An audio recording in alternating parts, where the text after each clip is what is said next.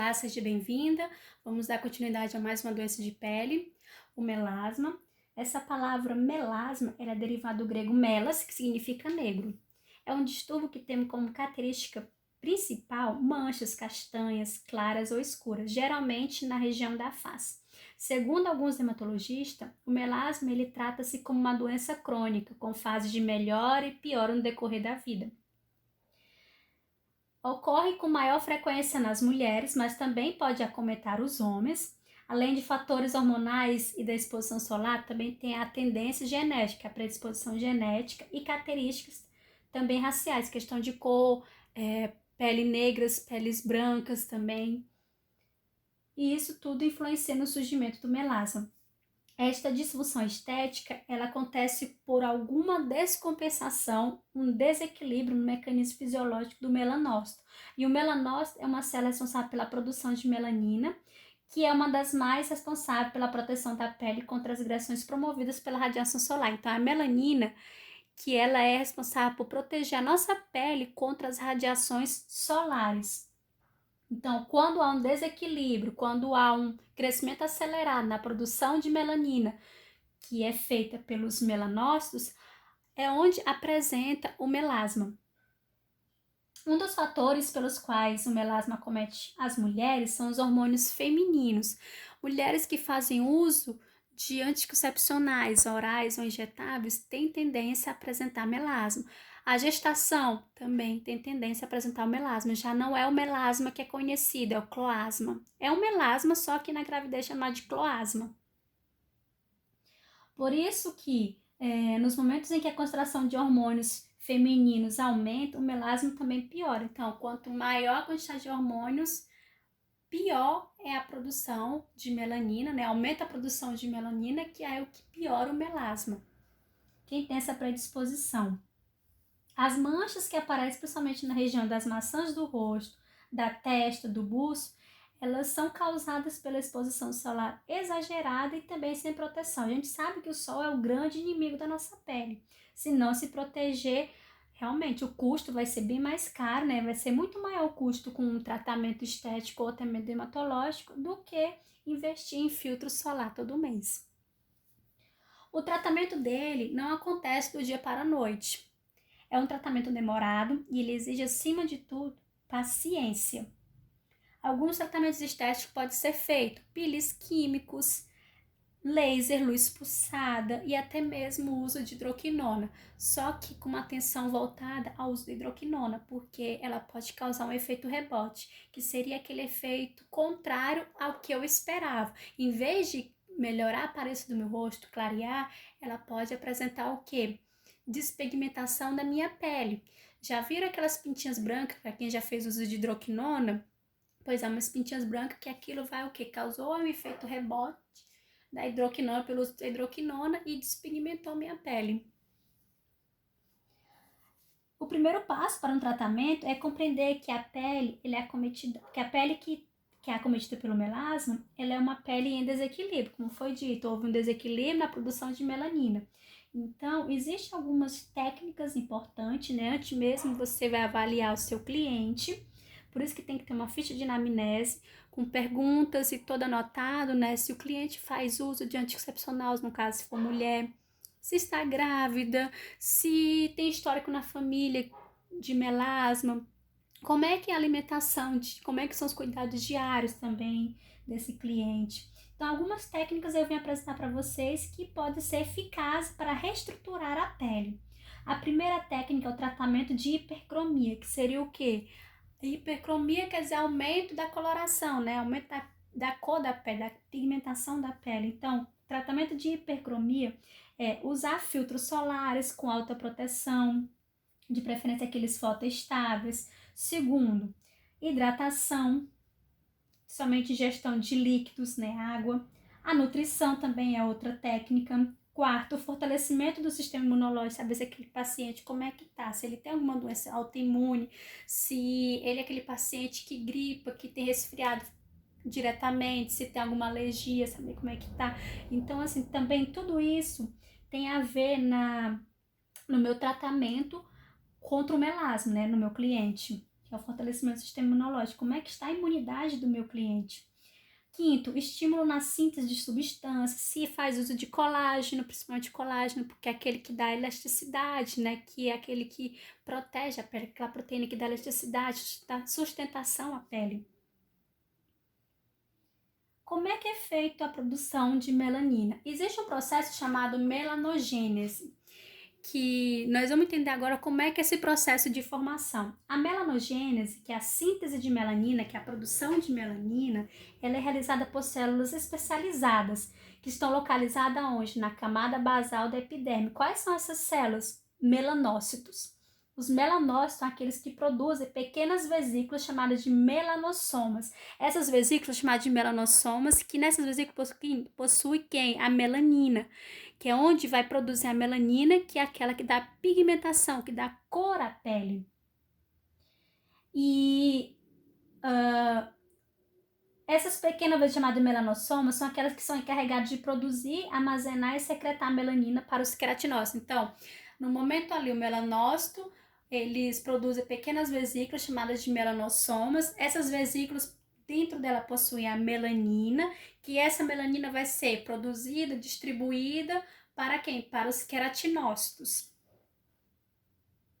Quando há uma estimulação da radiação solar, quando estou exposta ao sol, ou então por outros fatores, seja ele intrínsecos ou extrínsecos, como no caso tem fatores também internos, né, do corpo, questão dos cuidados da pele, falta de proteína, enfim, o melanócito ele começa uma cascata bioquímica que vai no interior dos melanossomas. Essa cascata seria o quê? A transformação da tirosina, que é uma enzima, em uma outra enzima chamada DOPA.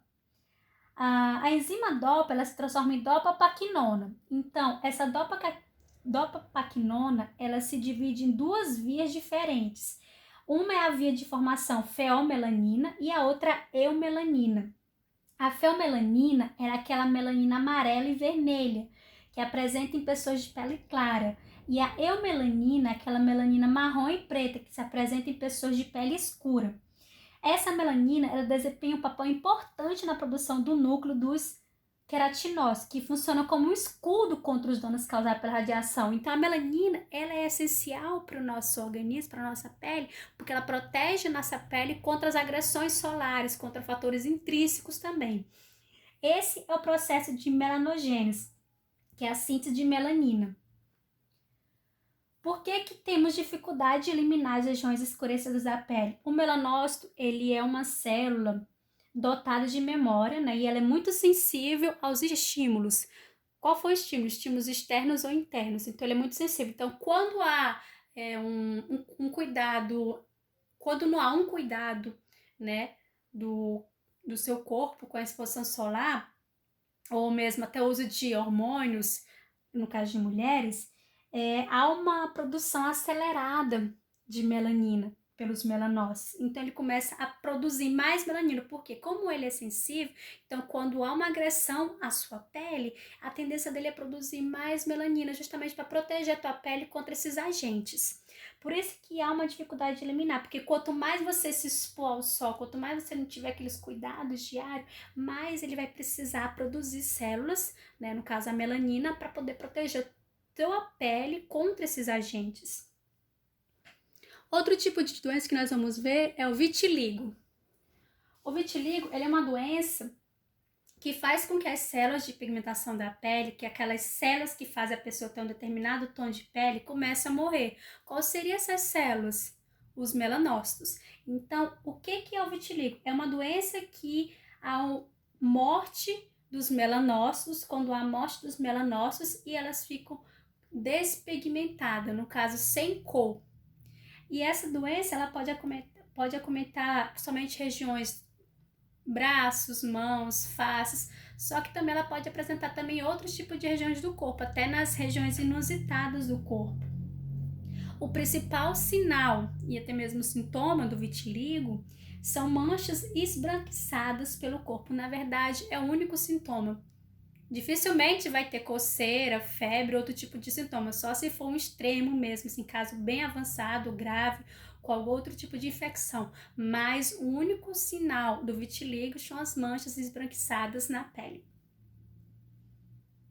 Ele não é uma doença infecciosa que venha a ser transmissível para outras pessoas, ele não é contagiosa, não é infecciosa, não se pega vitiligo e apenas se desenvolve essa doença. Então, a pessoa com vitiligo não tem problema nenhum, porque ela não vai te transmitir o vitiligo, a não ser que seja sua mãe ou seu pai que venha ter uma predisposição genética, mas não que ela é transmissível de pessoa para pessoa. Você tocar, você está infectado com vitiligo. Só que tem pessoas que sofrem preconceito por conta disso, né? Porque hoje em dia poucos conhecem sobre o vitiligo, então quem tem sofre muito preconceito, então tem transtornos físicos e psicológicos por causa do vitiligo.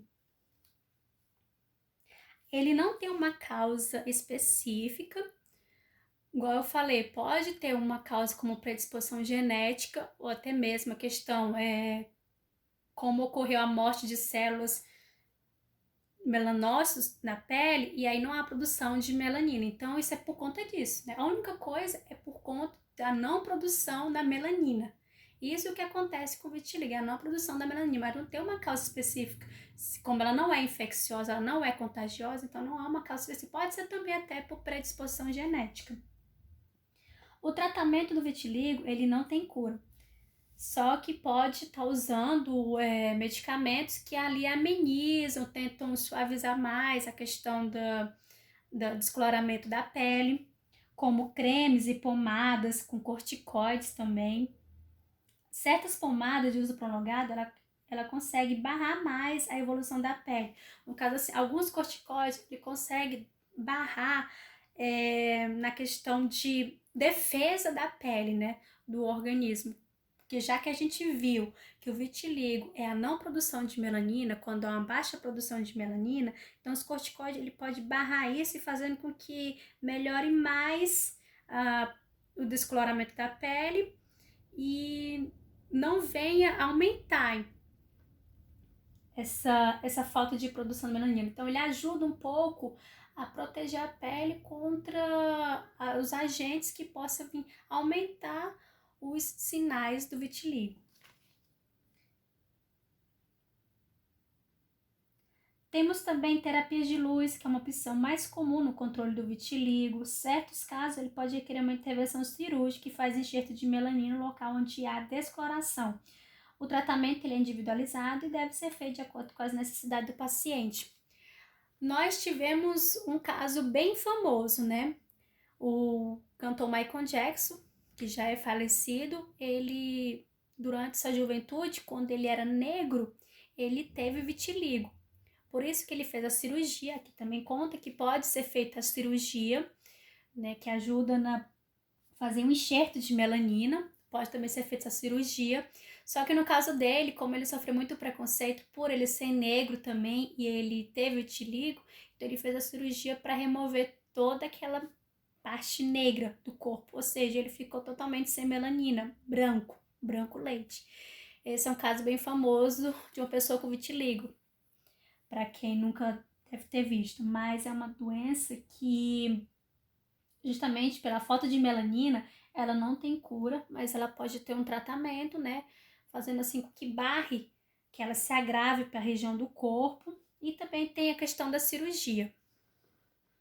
Existe uma classificação do vitiligo. 2 tipos de vitiligo hoje são conhecidos: vitiligo localizado e o vitiligo generalizado. O vitiligo localizado, temos o focal e o segmentar. O focal é a lesão em determinada área sem distribuição específica. Por exemplo, somente nas mãos. Tem gente que tem vitiligo somente nas mãos. E o segmentar, ele geralmente segue a região de um dermátomo, ou seja, ele pode pegar das mãos, vai até o braço e assim até a parte do tronco também. O vitiligo generalizado, temos o acrofacial, o vulgar e a mista. O acrofacial é quando há uma parte estremecida da face, quando pega apenas um lado da face, a parte distal da face. O vulgar é quando tem na face inteira, uma distribuição aleatória. E o mista, ele pode ser tanto acrofacial como vulgar. E acrofacial e como vulgar também. E enfim, a nossa disciplina termina por aqui. Agradeço a atenção de vocês. Qualquer dúvida, vocês podem estar me procurando, né, até o fim mesmo, fechamento de notas. No grupo vou estar repassando a vocês um trabalho, vou estar explicando melhor. Espero que vocês tenham entendido mais sobre essa disciplina.